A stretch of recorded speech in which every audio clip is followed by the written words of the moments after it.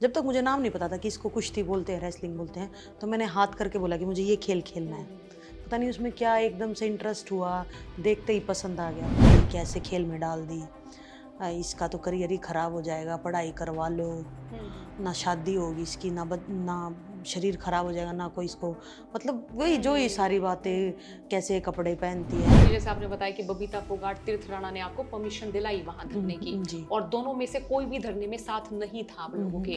तो आपकी कभी उस दौरान ऐसे बातचीत हुई कि हमें तो धरने पर बैठा दिया, आप लोग क्यों नहीं हैं हमारे साथ? तो जिस दिन आपको डिटेन किया गया जंतर मंतर से जब आप जा रहे थे नई संसद के और उद्घाटन में। हाँ, तो जब आपको डिटेन किया गया, आपको लगता है कि वो उस दिन का जो प्लान है वो नहीं बनाना चाहिए था, ये आंदोलन और आगे चलना चाहिए था? बता दूं, अगर ये फेडरेशन में बदलाव हो जाता या तुरंत हमारी बात सुन ली जाती, तो बहुत सारी लड़कियां सामने आ जाती। तो क्या आप लोगों को ये कहा जाता था कि हम आपका सिलेक्शन नहीं करेंगे, किसी तरीके की पेशकश की जाती थी, कोई शर्त रखी जाती थी? ओलंपिक मेडल छोड़ के विदाई की लड़नी है, हुँ। ऐसा थोड़ी होता है। राम राम, नमस्कार, हरियाणा तक देख रहे हैं आप और मेरा नाम है सोनिया सत्यानीता। एक किताब इन दिनों चर्चा में है, किताब का नाम है विटनेस। अब ये किताब है साक्षी मलिक के जीवन पर और साक्षी मलिक से अब हम आप तमाम दर्शकों को मुखातिब करा रहे हैं। हम एक बार अब उनसे उनकी पूरी जर्नी जानेंगे और ज़ाहिर सी बात है कि जब ओलंपिक मैच में हमने देखा कि साक्षी मलिक जीत चुकी हैं, तो तब मैंने देखा कि अखाड़े में बहुत सारी लड़कियों के लिए एक नया रास्ता खुला था। हम उनसे वो रास्ता खुलने से लेकर और साल 2024 तक का ये पूरा सफ़र जानने आए हैं। बहुत-बहुत शुक्रिया आपने हमें समय दिया। मैं सबसे पहले तो आपसे गुज़ारिश करूँगी कि आप अपने बचपन में लौटें, उस समय में लौटें जब आप कुश्ती शुरू कर रही थीं। कुश्ती शुरू मैंने 2004 में की थी और शुरुआती दौर काफ़ी डिफ़िकल्ट और काफ़ी स्ट्रगल भरा था। जैसा कि बचपन तो मेरा गाँव में बीता, शुरू से बहुत खेलना-कूदना पसंद था। हुँ। फिर स्कूल में आई शहर में तो स्पोर्ट्स पीरियड होता था, वहाँ भी बहुत खेलना-कूदना पसंद था मुझे। मतलब स्पोर्ट्स की कोई भी एक्टिविटी होती तो मैं जाती थी वहाँ भाग लेने के लिए। तो फिर मैंने डिसाइड करा कि मन भी कोई खेल खेलना है हुँ, हुँ, मतलब। हुँ। तो घर के पास स्टेडियम था, तो घरवालों ने 1-2 स्पोर्ट्स दिखाए जो कर जिम्नास्टिक, हुँ, एथलेटिक ये हुँ, सब। हुँ। तो रेसलिंग भी वहाँ था पास में ही। तो लकीली घर के पास में रेसलिंग था, तो जब तक मुझे नाम नहीं पता था कि इसको कुश्ती बोलते हैं, रेसलिंग बोलते हैं, तो मैंने हाथ करके बोला कि मुझे ये खेल खेलना हुँ, है। हुँ, हुँ। पता नहीं उसमें क्या एकदम से इंटरेस्ट हुआ, देखते ही पसंद आ गया। तो वहाँ से कुश्ती शुरू की 2004 में और शुरुआती दौर काफ़ी स्ट्रगल से भरा हुआ था। जैसे क्योंकि उस समय लड़कियों का बहुत कम स्पोर्ट्स में आना हुँ, था और वो भी ऐसे स्पोर्ट में कि जिसको बोलते हैं तो लड़कों का खेल है। हुँ। लेकिन बेस्ट बात ये रही कि पेरेंट्स बहुत ज़्यादा सपोर्टिव थे मेरे, तो उन्होंने बोला नहीं तेरा मन है तो ये खेल खेल। लेकिन आसपास के लोग उन्होंने घरवालों को बहुत मना किया कि ये कैसे खेल में डाल दी। इसका तो करियर ही खराब हो जाएगा, पढ़ाई करवा लो, हुँ, हुँ, ना हुँ। शादी होगी इसकी, ना शरीर खराब हो जाएगा, ना कोई इसको मतलब वही जो ये सारी हुँ, हुँ, बातें, हुँ, हुँ। कैसे कपड़े पहनती है, तो फिर घरवालों ने इतना मतलब उनकी सुनी नहीं। हुँ, मेरा फिर हमेशा से ही सपोर्ट किया। हुँ। बस फिर वही चलता रहा स्ट्रगल स्कूल, पहले ट्रेनिंग सुबह 4 बजे, फिर स्कूल, फिर ट्यूशन, फिर शाम को फिर ट्रेनिंग। स्कूल में भी लोग काफ़ी बच्चे मज़ाक बनाते थे, क्योंकि हुँ। पता तो सबको चल ही गया था। कुछ मैं दूध लेके जाती, जैसे डा खाना लेके जाती थी, वो तो ये हुँ, क्या हुँ, लेके आई है? हुँ। हुँ, हुँ, मतलब हुँ। छुप-छुप के दूध पीना पड़ता था हुँ, हुँ, हुँ। कि स्कूल में कौन दूध लेके जाता है? तो बस शुरुआती छोटे-छोटे काफ़ी स्ट्रगल्स मतलब रहे। हुँ। अच्छा फिर उसके बाद मैं कहूँ कि ओलंपिक आपके लिए एक टर्निंग पॉइंट हुआ जीवन का। हुँ। वो किस तरह का अनुभव रहा आपका वहाँ जाना वहाँ लड़ना वो किस तरह का अनुभव था? देखो बहुत मतलब ज़्यादा ही अच्छा अनुभव था ओलंपिक्स मेरे लिए और हुँ। मेरा पहला ही ओलंपिक्स था और उसी में मेडल मेरा आया। तो वहाँ तक पहुँचने के लिए बहुत सारी मेहनत लगी, बहुत सारे टूर्नामेंट लगे और फीलिंग बताऊँ तो अब तक की सबसे बेस्ट है, क्योंकि हुँ। हर खिलाड़ी चाहता है कि वो ओलंपिक्स तक जाए और देश के लिए मेडल जीते। तो बस उसी के लिए सब मेहनत करते हैं। अच्छा, उस समय कुछ सेकंड्स का हेर-फेर रहा था आपकी जीत का। ये सेकंड बड़े आपके जीवन में बहुत महत्वपूर्ण रहे हैं कि हमने बहुत सारे मैचेस देखे हैं, सेकंड्स में जीतने के, सेकंड्स में हारने के भी। हुँ, बिल्कुल। काफ़ी सारे मैचेज़ रहे हैं मेरे कि मैं मतलब हुँ, हारती हूँ, हुँ, पॉइंट्स की लीड होती है, फिर लास्ट में मैं हुँ, कवर हुँ, कर लेती हुँ, हूँ उनको। ओलंपिक्स में लगभग सारे मैच ऐसे ही थे मेरे। हुँ, लेटेस्ट कॉमनवेल्थ गेम्स में भी ऐसे था, पहले राउंड में पीछे चल रही थी, देन मैच मेरे हाथ में आ गया। तो बस यूँ ही होता है कि कुश्ती में ना लास्ट सेकंड तक कुछ पता नहीं रहता हुँ, कि क्या फ़ैसला होने वाला है, क्योंकि एक 4 का मूव लग गया तो बाजी दूसरे तरफ पलट जाएगी। हुँ, हुँ, तो हुँ, बस ये होना चाहिए कि अपना लास्ट तक 100% खेलते रहो, जो आपने किया है वो मेहनत वो दिखानी है। तो मतलब मेन यही था मेरा ओलंपिक्स में भी कि बस चाहे 1 सेकंड तक हो, मुझे लड़ना है लास्ट तक, वैसा ही हुआ। और हुँ। ब्रॉन्ज़ मेडल मैच में लास्ट के 1-2 सेकंड में जैसे ही मेरा पॉइंट हुआ, वैसे ही टाइम अप हो गया। रेफरी ने नंबर उठाया और मैं 2 की लीड से आगे हो गई। हुँ। तो और उसके बाद आपके बचपन के मित्र सत्यव्रत के साथ आपकी शादी हो गई? जी, 17 हुँ। में शादी हुई हमारी। 2017 में शादी हो गई, हुँ, सब ठीक-ठाक चल रहा था।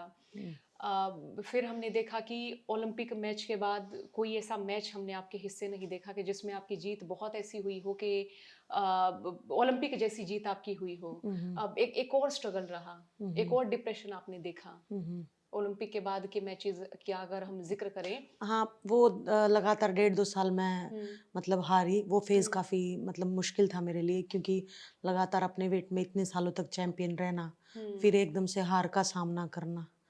तो ये किसी भी खिलाड़ी के लिए बहुत ज़्यादा हज़म करना मुश्किल हो जाता है कि हुँ, हुँ, एकदम से वो भी मेरे से बहुत ज़्यादा जूनियर लड़की से हारना। हुँ, तो बस ये वो कभी मुझे पता ही नहीं चला कि ऐसा क्या हो रहा है कि मैं हार रही हूँ। हुँ, हुँ, मैं जीतते-जीतते हार रही हूँ हुँ, और ट्रेनिंग मेरी अच्छी है, पावर, स्पीड सब सब कुछ ही तो अच्छा चल रहा है। कुछ ऐसा है नहीं कि मैंने ट्रेनिंग कम कर दी हो। हुँ, कभी मुझे रीज़न ही नहीं समझ में आया, तो बस वो डेढ़ 2 साल काफ़ी स्ट्रगल भरे रहे। फिर मैंने कमबैक किया कॉमनवेल्थ गेम्स की ट्रायल्स में और हुँ, कॉमनवेल्थ गेम्स में गोल्ड जीता। हुँ, तो ये हर एथलीट की लाइफ में चलते हैं अप एंड डाउन्स। तो बस मेरा वो डाउन पॉइंट था कुश्ती करियर में कि मैं हार रही थी लगातार। पर अच्छी बात ये हुई कि कमबैक बहुत अच्छे तरीके से हुआ, कॉमनवेल्थ गेम्स गोल्ड से मेरा कमबैक हुँ। हुआ। सब कुछ ठीक चल रहा था। फिर हमने देखा कि जंतर-मंतर की सड़कों पे आप आए। ये दौर किस तरह का था?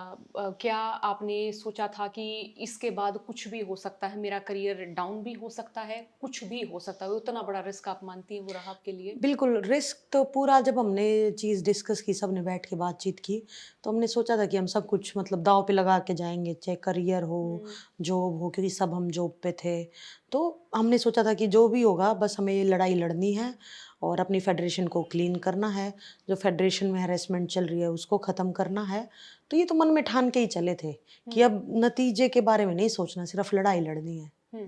आपको मालूम था कि आप जनवरी में आए थे, हुँ। पहला जब हुँ, प्रोटेस्ट हुआ हुँ। कि ये प्रोटेस्ट आगे लंबा भी चल सकता है। हुँ, हुँ। क्योंकि जैसे आपने बताया कि बबीता फोगाट, तीर्थ राणा ने आपको परमिशन दिलाई वहाँ हुँ, धरने की हुँ, जी। और दोनों में से कोई भी धरने में साथ नहीं था आप हुँ, लोगों हुँ, के। हुँ, हुँ। तो आपकी कभी उस दौरान ऐसे बातचीत हुई कि हमें तो धरने पर बैठा दिया, आप लोग क्यों नहीं हैं हमारे साथ? अ, बिल्कुल हुई थी इस बारे में बातचीत, जैसे अ, विनेश के साथ भी आपकी हुँ, मैंने हुँ, इंटरव्यू हुँ, हुँ, देखा, तो हुँ। उसने भी क्लियरली हुँ, हुँ, बताया हुँ। है कि बबीता और तीरथ राणा ने जो है परमिशन दिलाई। उसके बाद जो है हम प्रोटेस्ट पे बैठे और इसका मतलब ये नहीं है कुछ, जैसे अभी जब से मेरी बुक लॉन्च हुई है ना, तो कुछ जैसे अब मैंने ये चीज़ बताई कि बबीता और तीरथ राणा ने जो है प्रोटेस्ट की परमिशन दिलाई, तो कुछ लोग बोल रहे हैं कि हाँ, तो फिर इसका मतलब बृजभूषण क्लीन चिट है। नहीं, इसका मतलब ये नहीं है कि बृजभूषण का को क्लीन चिट मिल गया, बृजभूषण की काली करतूतें नहीं थी या सेक्सुअल हैरेसमेंट नहीं हो रहा था। इसका मतलब ये नहीं है, वो तो हो ही रहा था, लेकिन परमिशन दिलाने वाला कौन था? और इसमें तो बबीता के लिए भी बहुत बेहतरीन बात है कि उसने एक बदलाव के लिए एक स्टेप लिया। हुँ, उसको भी पता था फेडरेशन में क्या चल रहा है, उसके लिए उसने फ्रंट फुट पे रह के परमिशन दिलाई। हुँ, तो इसमें खराब बात क्या है? हुँ, जैसा कि वो भी अभी एक इंटरव्यू में बोली और ट्वीट भी किया अजीबो-गरीब, हुँ, जो कि देख के मुझे बड़ी हँसी आई कि हुँ, मतलब इतना भी कैसे झूठ बोला जा रहा है। लेकिन उसके लिए भी बहुत अच्छी बात थी, क्योंकि उसने एक अच्छे कॉज़ के लिए एक कदम बढ़ाया। तो फिर हमने ठान लिया था कि हाँ, और जैसा कि वो नहीं बैठे तो उस दौरान ना समझ में आ गया था। काफ़ी जो हम पहलवान थे हमको समझ में आ गया था कि कुछ तो गड़बड़ है, क्योंकि जब बैठने लगे थे ना तो यूँ नहीं था कि बबीता नहीं बैठेगी या कोई भी नहीं बैठेगा, सब बैठेंगे जाकर, क्योंकि बबीता भी पहलवान थी। बबीता भी बबीता की रेसलिंग करियर के दौरान भी ये सब होता था। तो हमें यूँ लगा था कि सब बैठेंगे, सभी तो पहलवान थे पहले प्रोटेस्ट में, आप देखोगे कौन नहीं था? सारे ओलंपिक मेडलिस्ट सभी तो थे उस प्रोटेस्ट में। लेकिन वो बबीता नहीं बैठी, तो फिर हल्का-हल्का डाउट होना शुरू हुआ। तो फिर हमें पता चला कि उसने बातचीत की कि नहीं मैं ठीक करा दूँगी और ये है वो है, तो बस फिर समझ में आना चला शुरू हो गया था कि क्या पता उसका क्या निजी फ़ायदा था उस चीज़ में, जो वो नहीं बैठी। वरना तो पहलवान तो वो भी थी, बैठना तो उसे भी चाहिए था। हुँ। अच्छा, फिर ये रहा कि जैसे प्रोटेस्ट फिर आगे चलता गया, आप 3 चेहरे बच गए, विनेश फोगाट, साक्षी मलिक और बजरंग पूनिया। हमने देखा कि गीता फोगाट भी कभी-कभी हम देखते थे कि उनको वो आती थी एक प्लेटफ़ॉर्म पे, लिखती थी आप लोगों के पक्ष में, उनके पति भी आए। तो ऐसा क्या रहा कि ये प्रोटेस्ट जिस तरह से चलना चाहिए था, वैसे नहीं चला? राकेश टिकैत भी हमें वहाँ पे नज़र आते हैं, और भी खापों के लोग हमें वहाँ पे नज़र आते हैं। यानी मैं ये कहूँगी सामूहिक तो आप लोगों को खूब सारा सहयोग था ना? हुँ। नहीं, सहयोग पूरा था। पहले प्रोटेस्ट तो जैसे हमारा तीसरे दिन हुँ, खत्म हो हुँ, गया हुँ। था। बातचीत करके वो हुँ। बस आश्वासन ही दिया गया था कि ये हो जाएगा सब ठीक, हुँ, लेकिन हुँ, कुछ हुँ। ठीक नहीं हुआ। इसलिए मजबूरन हमें दोबारा प्रोटेस्ट करना पड़ा। तो उसके बाद तो सभी लोग जुड़े। जैसा कि आप नाम ले रहे हो, सब हुँ, लोग सपोर्ट में आए। और बस कुछ एक पहलवान इसलिए नहीं आए क्योंकि सबको ये डर हो गया था कि अगर क्योंकि प्रोटेस्ट करने के बाद भी लगातार हुँ, बृजभूषण कार्यभार संभाल रहा था कि कहीं अभी भी कुछ ना बिगड़े इसका, क्योंकि सबको पता था कितना पावरफुल आदमी है, तो कुछ लोग डर से नहीं आए, लेकिन सपोर्ट सबका था। हुँ। पीछे से सपोर्ट पूरा था, क्योंकि सब लोग जानते हैं, आज भी जानते हैं, किसी भी रेसलिंग में आप किसी भी अखाड़े में किसी भी कोचिज़ से कहीं भी जा कर के पूछ लो, जो फेडरेशन में चलता था वो गलत है और कोई भी इस चीज़ को डिनाई नहीं कर सकता। हुँ। तो बस एक आरोप ये लगता है कि इतनी मजबूत पहलवान हैं, किस तरह से शोषण हो सकता है उनका, और और उनसे किस तरह का फ़ेवर माँगा जा सकता है? तो ये सवाल लगातार होता है, और लोग भी ये नहीं समझ पाते कि अगर कोई बॉक्सर है, अगर कोई पहलवान है, तो उनको मेंटली तौर पे भी कितना हैरास किया जा सकता है। तो बृजभूषण शरण सिंह ऐसे क्या टैक्टिक्स होते थे उनको अपने शिकंजे में पहलवानों को फँसाने के? देखो एक हैरेसमेंट नहीं, और भी हुँ, बहुत चीज़ों से वो मानसिक परेशान करता था।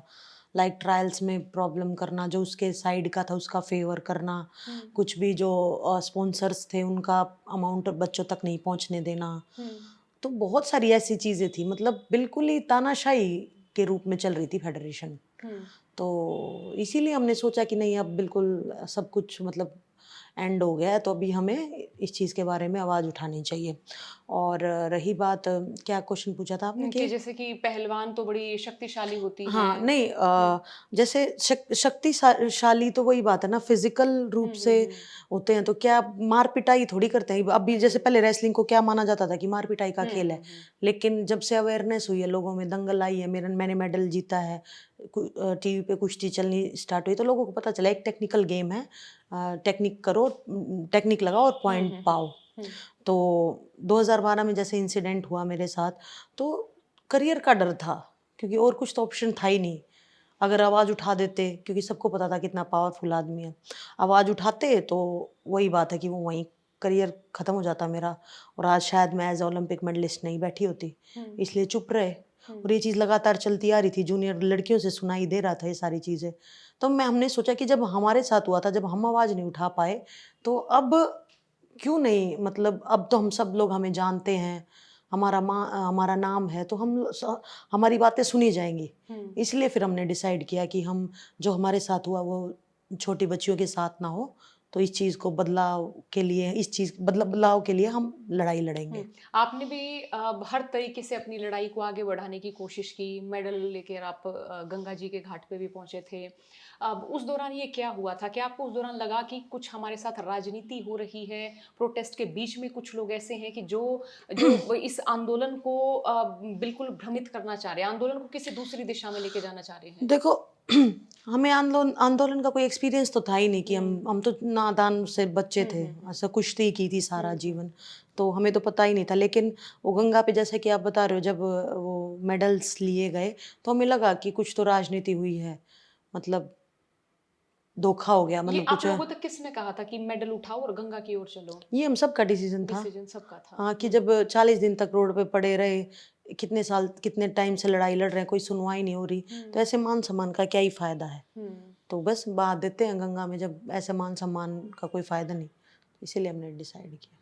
फिर वहाँ पे राकेश टिकैत के भाई नरेश टिकैत आते हैं वहाँ पे, वो शायद आप लोगों को अपने घर भी लेके जाते हैं। हम्म। तो फिर उसके बाद आप लोगों को क्या लगता है कि वो जो तमाम लोग आपके साथ थे, क्या वो निष्पक्ष तौर पे आप लोगों के साथ जुड़े थे, एक पंचायती के तौर पे, एक बुजुर्ग, बड़े बड़े बुजुर्ग होने के नाते? देखो, इस चीज़ के बारे में मैं क्लियर नहीं बता सकती, ना ही मुझे इतना जानकारी इस चीज़ के बारे में कि वो किस तौर पे जुड़े थे। लेकिन वहाँ जो गंगा पे हुआ वो नहीं होना चाहिए था। मतलब बहुत ही ज़्यादा भीड़, और हमें समझ में नहीं आया हमारे साथ क्या हुआ। हुँ, अगर वहाँ मेडल अगर हमारे लिए थे, हमें हमें आश्वासन दे कर के, तो फिर सब ठीक हो जाना चाहिए था। हुँ, लेकिन मेडल्स भी चले गए और कुछ ठीक भी नहीं हुआ। हुँ, मतलब मेडल्स भी हमने दे दिए और फिर कुछ ठीक भी नहीं हुआ। हुँ, हमें तो यूँ था ना कि ठीक है, फाइनली कोई हमारी बात सुनने आया है, और आश्वासन मिला है हमें, और अब सब ठीक हो जाएगा। लेकिन कुछ ठीक तो नहीं हुआ, इसलिए हमें लगा कि धोखा हुआ है। हुँ। क्या इस दौरान ब्रजभूषण शरण सिंह के किसी भी व्यक्ति का फ़ोन आया, कॉल आया, कोई मैसेज वगैरह आया? नहीं, डायरेक्ट नहीं, हुँ, मतलब और लोगों के थ्रू कि मतलब जैसे कि बार-बार मेंशन कर ही रहे हैं कि जैसे वो माइनर लड़की थी, हुँ, उसको तोड़ने की कोशिश की गई कि भई व जैसे उसके सर्टिफ़िकेट्स बताए गए कि 2-2 हुँ, हैं। मतलब प्रेशर बनाने की कोशिश लड़कियों पे कि पीछे हट जाओ, पीछे हट जाओ। हुँ, तो उनके आदमियों के कॉल्स ऐसे आते थे कि पीछे हट जाओ, हुँ। लालच दे कर के, बहुत बार हुआ ऐसा। हुँ। और फिर आपकी बबीता फोगाट जैसे कि कमेटी में भी शामिल हुई, हुँ, हुँ। जिसमें योगेश्वर दत्त भी शामिल थे, बबीता हुँ, फोगाट भी शामिल थी। तो क्या उस दौरान आपकी बातचीत होती थी योगेश्वर दत्त साहब से या बबीता फोगाट से भी कि आप लोगों ने तो सब चीज़ें देखी हुई हैं, हुँ, आप हुँ, लोगों को मालूम है डब्ल्यूएफआई के भीतर हर हुँ, तरीके की चीज़ों का, तो हुँ। आप ऐसा क्यों कर रहे हैं? मतलब हमारे विरोध की बातें आप क्यों कर रहे हैं? एक पहलवान के तौर पे कभी बातचीत हुई? नहीं, योगेश्वर पहलवान जी से कभी बातचीत नहीं हुई इस बारे में, लेकिन बबीता को तो सब पता ही था। हुँ, बबीता की भई कमेटी की मेंबर भी थी, हुँ, उसमें सब हुँ, लड़कियों ने बयान भी दिए थे।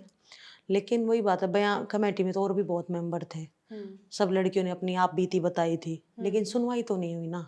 हुँ, इसीलिए तो मजबूरन दोबारा प्रोटेस्ट करना पड़ा। अगर कमेटी अपना फैसला अच्छे से दे देती, सब कुछ जो बच्चियों ने बताया वो क्लियर कर देती, तो फिर हमें दोबारा प्रोटेस्ट करने का कोई ज़रूरत ही नहीं थी। हुँ।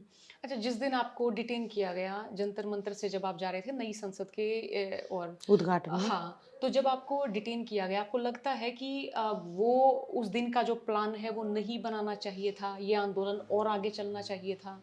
हमें नहीं पता था कि ऐसा होगा। हम हुँ, तो कोई वायलेंस थोड़ी कर रहे थे, हुँ, या किसी को ठेस थोड़ी पहुँचा रहे थे। हम तो सिर्फ़ ये था कि चुपचाप जाएँगे और नई पार्लियामेंट के सामने एक महिला महापंचायत करेंगे और अपनी बातचीत करेंगे। हुँ, बस ये हमारे बड़े बुजुर्गों ने फैसला लिया था और हमें जाके वहाँ वो करना था हुँ, कि महिलाओं के मुद्दे उठाएँगे, महिलाओं के बारे में बातचीत करेंगे, क्या चीज़ होनी चाहिए, क्या चीज़ पे स्टैंड होना चाहिए।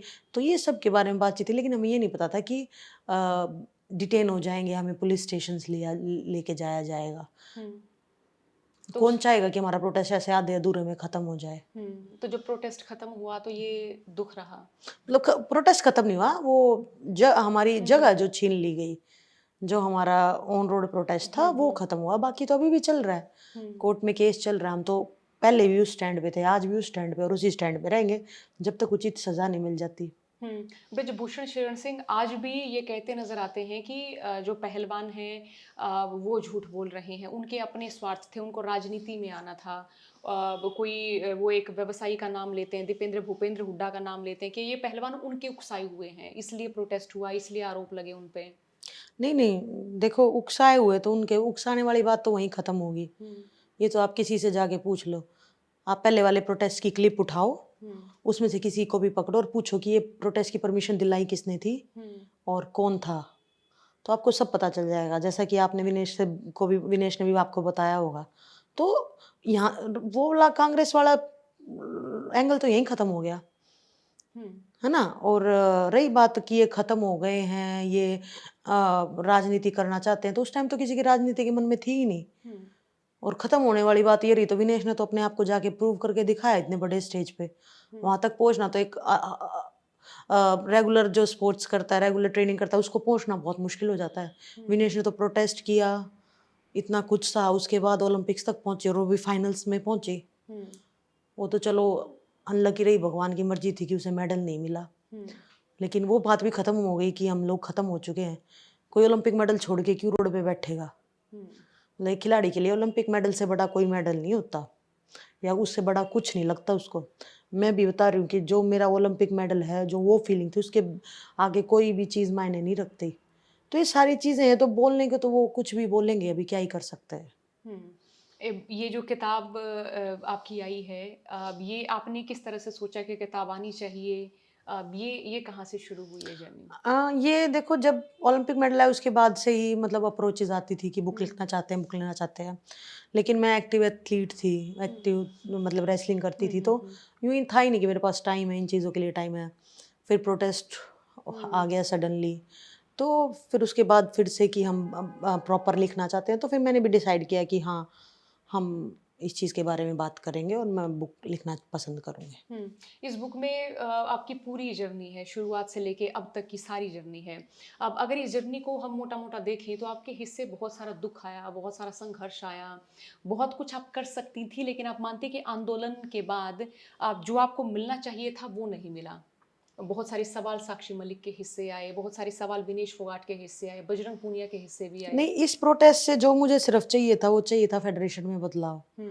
वो चाहिए था फेडरेशन में बेहतरीन लोगों की एंट्री। वो चाहिए था फेडरेशन में महिलाओं की भागीदारी। हुँ। मुझे सिर्फ वो चाहिए था। अदर देन दैट उसके अलावा मुझे कुछ चाहिए ही नहीं था हुँ। कि मेरे हिस्से ये आना चाहिए था, ये रह गया, या मुझे इस चीज़ की लालसा थी, ये रह गई। हुँ। वो तो कभी उस लालच से तो मैं बैठी ही नहीं थी हुँ। हुँ। कि अभी ओहो! यार प्रोटेस्ट कर लिया, सब कुछ कर लिया, पर अब मेरे हिस्से कुछ नहीं आया। नहीं, मेरे हिस्से जो मुझे चाहिए वो आज भी मैं उसी बात पे अड़िग हूँ, और मैं उसी बात पे स्टैंड करूँगी कि हाँ, फेडरेशन में जो है बृजभूषण है, जो संजय सिंह उसके प्रॉक्सी, मतलब उनका यूँ लगा लो वो तो फेस ही है। उन सबको बाहर किया जाए, एक अच्छी फेडरेशन का निर्माण हो। तो मैं तो आज भी उसी स्टैंड पे हूँ, मेरे को सिर्फ़ उतना ही चाहिए था। शुरुआत में भी उतना ही चाहिए था, आज भी उतना ही चाहिए। मुझे ना इससे ज़्यादा कुछ चाहिए था, और ना ही मुझे किसी चीज़ का लालच। संजय सिंह के डब्ल्यूएफआई के प्रधान बनने के बाद किसी तरीके का आप मानती हैं कि ये सही परिवर्तन हुआ है? नहीं, परिवर्तन क्या क्या सही हुआ? कुछ भी सही नहीं हुआ। हुँ। जब तक संजय सिंह या बृजभूषण का कोई आदमी रहेगा, कुछ ठीक चल ही नहीं सकता फेडरेशन में। हुँ। बच्चियाँ ऐसे ही घबराएँगी, ऐसे ही डरी रहेंगी, क्योंकि सबको पता है कि वो संजय सिंह तो एक फेस है, मुख्य जो चला रहा है वो तो बृजभूषण ही है। तो अगर मैं बता दूँ, अगर ये फेडरेशन में बदलाव हो जाता या तुरंत हमारी बात सुन ली जाती, तो बहुत सारी लड़कियाँ सामने आ जाती। लेकिन डर है ना, जैसे मुझे डर था, मैं नहीं आवाज़ उठा पाई उस समय, ऐसे ही बच्चियों को डर है। तो क्या आप लोगों को ये कहा जाता था कि हम आपका सिलेक्शन नहीं करेंगे? किसी तरीके की पेशकश की जाती थी? कोई शर्त रखी जाती थी? ना, ना, ना, ऐसी कोई बात नहीं थी कि सिलेक्शन नहीं करेंगे, हुँ। कि सिलेक्शन नहीं करेंगे इसलिए हमने प्रोटेस्ट कर दिया ना। वो सब कुछ ठीक था हुँ। कि जैसे, लेकिन वो बात ना रूल्स में थोड़ा ज़्यादा मतलब तानाशाही के रूप में करने लग गया था कि कोटा चाहे कोई भी लेके आए, आके ट्रायल्स होंगी, और ट्रायल्स भी मैं उनकी लूँगा जिनका मेरा मन करेगा। हुँ। मतलब जो मुझे लगेगा, जिस वेट में मुझे लगेगा उसकी ट्रायल लूँगा। या तो रूल सबके लिए बराबर कर दो कि या तो ट्रायल्स सबकी होंगी या ट्रायल्स किसी की भी नहीं होंगी। ओलंपिक के कोटा लेने के बाद तो इस तरीके से थोड़े से रूल उसने अपने मुताबिक बना लिए थे कि वो अपने हिसाब से चलाना चाहता था कि अगर मुझे लगा इस लड़की की ट्रायल लेनी है तो लेंगे, नहीं लेनी तो नहीं लेंगे। मेरी 2016 में ओलंपिक क्वालिफिकेशन टूर्नामेंट टर्की में हुआ था, उससे पहले मेरी ट्रायल ले ली बुल्गारिया में, हुँ। जबकि इंडिया में तो मैं फर्स्ट आके गई हूँ। तो मनमर्जी का सौदा था सारा कि हुँ। मन मर्जी है तो ट्रायल करवा ली, मन मर्जी है तो नहीं कराई। हुँ। और जब विनेश और बजरंग पूनिया ने जब कांग्रेस जॉइन की, तो आपको मालूम था कि ऐसा होने वाला है? नहीं, थोड़ी बहुत बातें जैसे सुनने में आती थी, हुँ। लेकिन वो उनका देखो निजी फैसला है। उनकी लाइफ है, तो वो सबका अपना वही बात है, इंडिपेंडेंट फैसला लेने का सबको अधिकार है। तो वो उनका फैसला था कि वो उनका निजी फैसला था, तो वो उन पॉलिटिकल हो गए। आपको तो भी ऑफर आए कहीं से? हाँ, आए थे पहले, लेकिन यूँ है कि मैंने फिर मतलब ज़्यादा इच्छा ज़ाहिर नहीं की, ना मेरे को कोई इंटरेस्ट था कि मैं मतलब अभी पॉलिटिक्स जॉइन करूँ या फिर उस चीज़ में जाऊँ, क्योंकि अभी जो जिस लड़ाई के पीछे हम लगे हुए हैं, यही अधूरी है। हम्म, पहले ब्रिजभूषण को सज़ा मिले, फेडरेशन ठीक हो, तो ये सबसे मेन प्रायोरिटी है अभी। अच्छा, विनेश विधायक बन गई हैं। जब आप एक सहेली के तौर पे जब ये आप खबर सुनती हैं, क्या क्या महसूस होता है आपको? अच्छा है कि फाइनली, क्योंकि वो गाँव से निकली है, सारे तरीके के स्ट्रगल्स देखे हैं उसने, हम्म, सारी तरीके की कमियाँ देखी हैं जो गाँव में होती हैं। पानी-वानी, रोड, पढ़ाई, शिक्षा, सब उसको पता है कि क्या है, तो अच्छी बात है कि वो उस चीज़ के बारे में ज़्यादा अच्छे से समझ पाएगी, हम्म, सुधार करे। मैं यही आशा करती हूँ हम्म, कि जहाँ की वो विधायक है, वहाँ सुधार करे। हम्म। बीच में ये रहा कि जब उन्होंने कांग्रेस ज्वाइन करी तो पहलवानों का जो पूरा जो प्रोटेस्ट है ये इन्होंने किया ही इसलिए था कि ये लोग राजनीति में जाएंगे या राजनीति करेंगे। नहीं, नहीं, ये बात तो लागू ही नहीं होती, अगली तो हम्म, ओलंपिक से खाली हाथ आई है फाइनल में पहुँचने के बाद। हम्म, तो ये थोड़ी डिसाइड करके गई थी। कोई ऐसा मन बना के जाएगा कि मुझे तो ओलंपिक मेडल छोड़ के विदायकी लड़नी है, हम्म, ऐसा थोड़ी होता है। हम्म, तो वो तो परिस्थितियाँ ऐसी बनती चली गई। हम्म, सिचुएशन इस तरीके की होती चली गई कि उसने आके पार्टी जॉइन कर ली। हम्म, वरना तो उसका तो जो मेन फ़ोकस था, जो उसका सपना था, जो उसकी सबसे दिली इच्छा थी, वो ओलंपिक मेडल थी। हम्म, कोई महिला 3 ओलंपिक खेल ली ही नहीं अभी तक, हम्म, लगातार। बहुत ही मुश्किल बात है, एक महिला पहलवान को लगातार इतने सालों तक बने रहना, बहुत मुश्किल बात है। वो भी संघर्ष के बाद, प्रोटेस्ट के बाद। तीसरे ओलंपिक में लगातार गई और अब की बार तो ऐसी लड़की को हरा के फाइनल में पहुंच गई। हम्म। तो उसकी मेन प्रायोरिटी मेडल था, वो नहीं मिला तो परिस्थितियां बदल गई। और डिस्क्वालीफाई हुई विनेश वजन ज्यादा होने की वजह से। हम्म। और उस दौरान ये दो तरह की चर्चाएं थी। एक चर्चा ये थी कि इस पूरे माहौल को विनेश फोगाट जो है वो अपने पक्ष में लेना चाहती हैं। वजन बढ़ा है, ये भी कहा गया कि उनकी टीम की कमी रही। कुछ तर्क ये आए कि विनेश फोगाट की कमी रही कि वो अपना वजन सही से मेंटेन नहीं कर पाई। तो इसको आप किस तरह से देखती हैं? देखो, एक पहलवान की ना, पहलवान बहुत अच्छे से समझ सकता है, और मैंने तो उसके साथ बहुत सारे टूर्नामेंट खेले हैं। हम्म, तो मैं तो भरपूर तरीके से जानती हूँ, क्योंकि मेरे साथ भी ऐसी सिचुएशन बहुत बार हुई है। तो देखो, उसने जो है ना अपनी बेस्ट पॉसिबल कोशिश की। मैंने उसकी तस्वीरें देखी, उसने बाल तक इतने कटवा लिए। हम्म, और रही बात वो उसका 53 में खेलना था उसको, वो मजबूरन 50 किलो में गई। क्यों? 53 का कोटा ऑलरेडी इंडिया को मिल गया था और ट्रायल्स होने नहीं वाली थी, क्योंकि कोटा हमेशा इंडिया मतलब टीम को उसको मिलता है, कंट्री को, हम्म, ना ही कि एक पर्सनल रेसलर को, हम्म, कि बस नाम हो गया उस वही जिसने क्वालिफाई किया वही जाएगा, ऐसा नहीं होता। आगे ट्रायल्स होनी थी, लेकिन फेडरेशन तो बृजभूषण की हाथ में थी, तो विनेश की ट्रायल्स तो कोई लेने वाला नहीं था।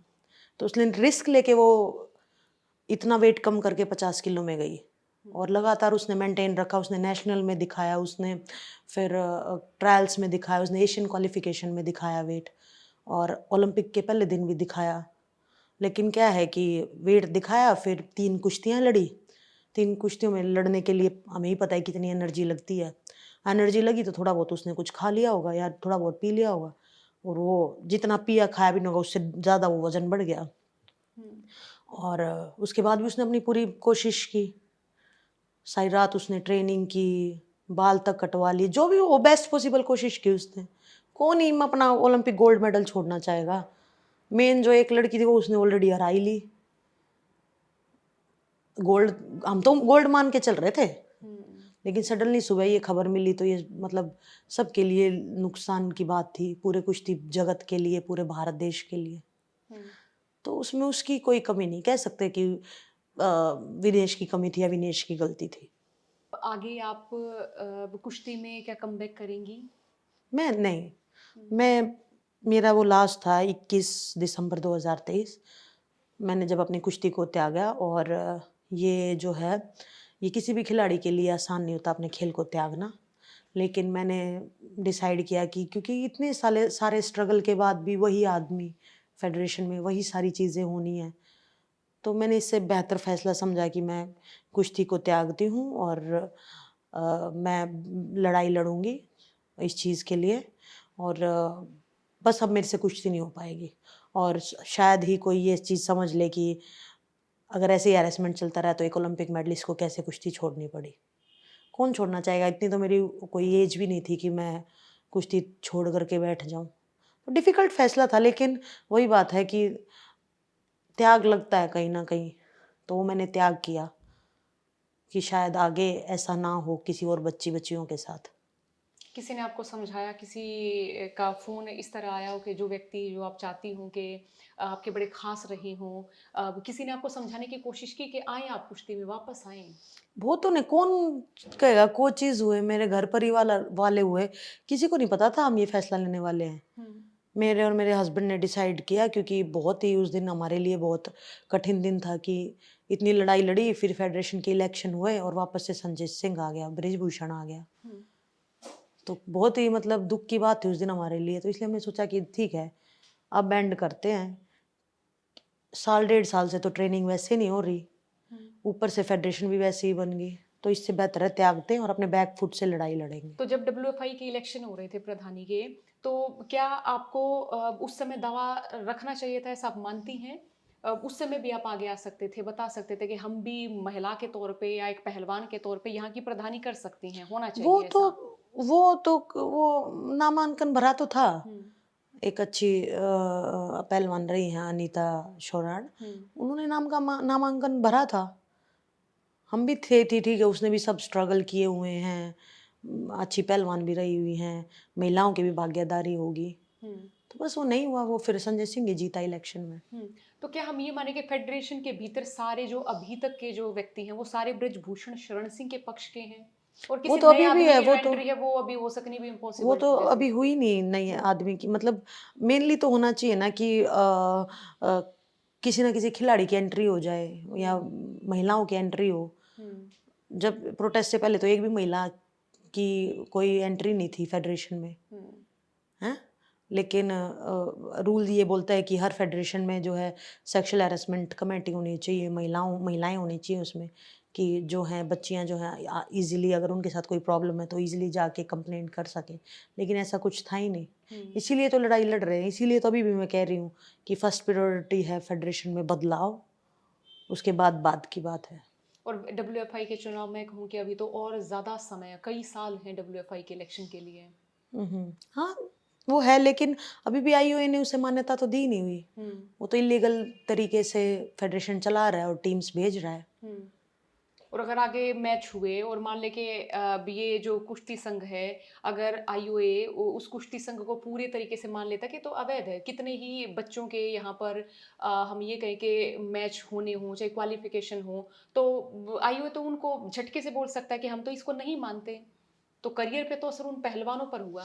हाँ, तो वही तो अभी कुछ क्लियरिटी नहीं आ रही है। हुँ, आईओए ने मान्यता नहीं दी, फिर भी वो ज़बरदस्ती जो है चला रहा है फेडरेशन। हुँ, तो बस उसी चीज़ के बारे में हम तो लगातार यही चीज़ कर सकते हैं कि खेल मंत्री जी को मिलने की वो करते हैं कि फेडरेशन में सुधार कर दीजिए। क्योंकि जब तक संजय सिंह रहेगा फेडरेशन अच्छे से काम कर ही नहीं हुँ। सकती है। और आगे मान लें कि मैच होंगे, किसी बच्चे ने क्वालीफाई कर लिया कोई मैच, तो आगे उसके जाने पे वो जा भी सकता है, वो नहीं भी जा सकता है। कुछ इस तरह की वो तो अभी परिस्थिति हो देखो सकती क्या है। ही किस तरीके से चलाएँगे, हाथ उन्हीं के हाथ में है। हुँ, वो तो वही जाने कि अब किस तरीके से चलाएँगे। हुँ।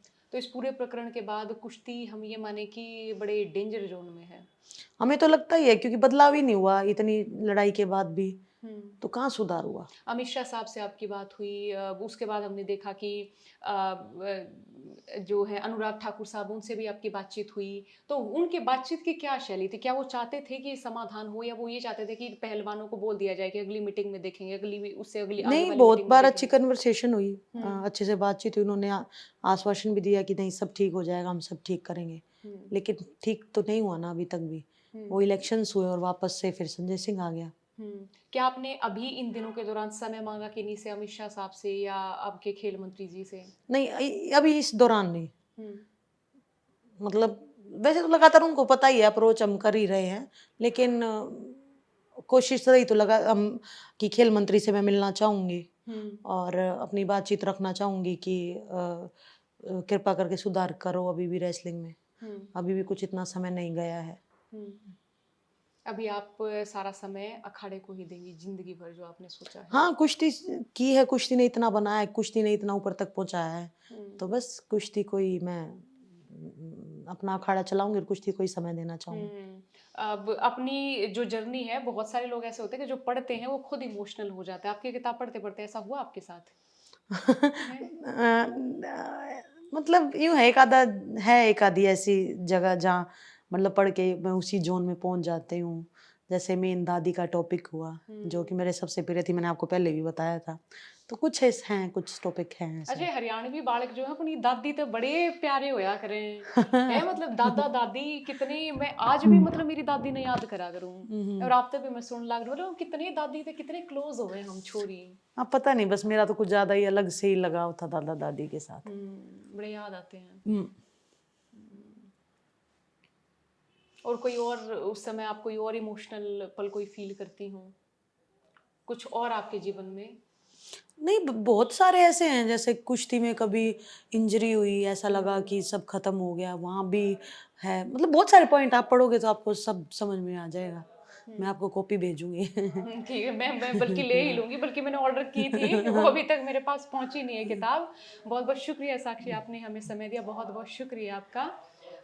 तो ये बातचीत आपने सुनी, और भी जो है आप साक्षी के बारे में जो इनकी किताब आई है विटनेस, उनमें जान सकते हैं, पढ़ सकते हैं। बहुत-बहुत शुक्रिया इस बातचीत को सुनने के लिए।